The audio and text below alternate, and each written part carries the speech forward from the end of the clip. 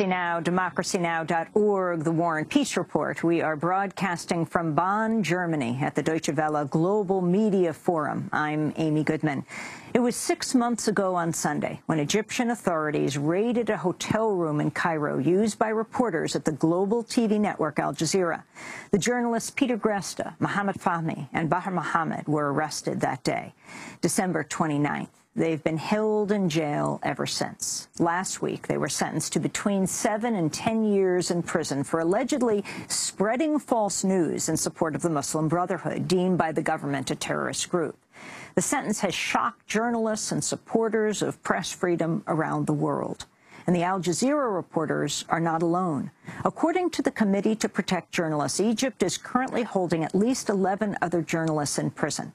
Here in Bonn, Germany, we're joined by Salah Negm. He's the director of news at Al Jazeera English. He formerly was the director of BBC Arabic News Service in London. He's here in Bonn for the Deutsche Welle Global Media Forum. I just heard you speak. This is a very dire times for Al Jazeera.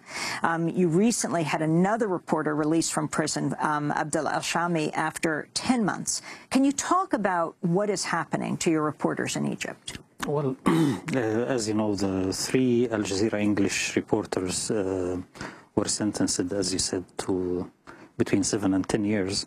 And there are 6 other Al Jazeera journalists who are sentenced in absentia for 10 years each.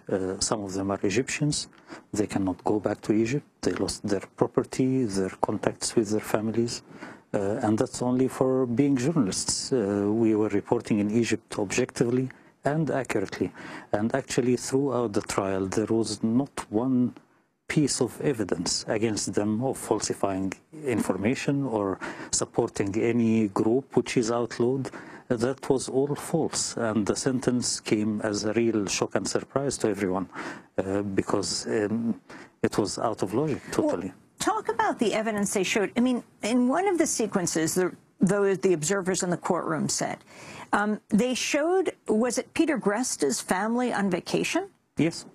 Yes, and it was weird and absurd. They got things, I think, from the laptops of the correspondents. Some of them were just clips from Sky News Arabia, which is a totally different channel. Some of them were about football matches, and one of them was about a vacation, family vacation. Now, Baher Mohammed was sentenced to 10 years, the other 2, Fahmy and Greste, to 7 years because he had a shell casing. I mean, as reporters, we pick up many things on the streets. Some talk about having souvenirs, but often, if you find ammunition like that, it is evidence. It's something that you can see, for example, where ammunition comes from. Of course, that's part of our jobs of investigating and trying to verify facts. If that ammunition, for example, was a government issue, that will direct the finger to, let's say, the police force. If it is not, then it will be an opposition group or a lone operator in a demonstration or something like that. I covered news myself in Iraq and other places, and I used to do that. That's part of what we are doing. And sometimes, I'll not deny that, we take things like this sometimes as a souvenir for a great coverage from a very tense situation or a danger zone. But the court said in the verdict and the sentencing, where he got an extra 3 years, this was possession of ammunition. They considered it ammunition, and I don't know how can you consider a shell, a bullet shell, and ammunition. It's not used, but it can't be used by anyone. So what happens now? What is Al Jazeera doing to get these journalists out of prison? We are continuing our solidarity campaign throughout the world and actually asking the Egyptian government to take action and release them immediately because their sentence was unjust to start with. There is an appeal process, but after the sentence and seeing the whole process of trial, we are not very confident that it will really go in the right path. Is Al Jazeera speaking to the Egyptian government? No, we have our legal team who's representing us there, but the President Sisi has the power to pardon or to commute these sentences, is that right, at this point? Yes. Yes, the president has the power to pardon anyone who's sentenced, but we shouldn't only think, I mean, Al Jazeera journalists are very important to us.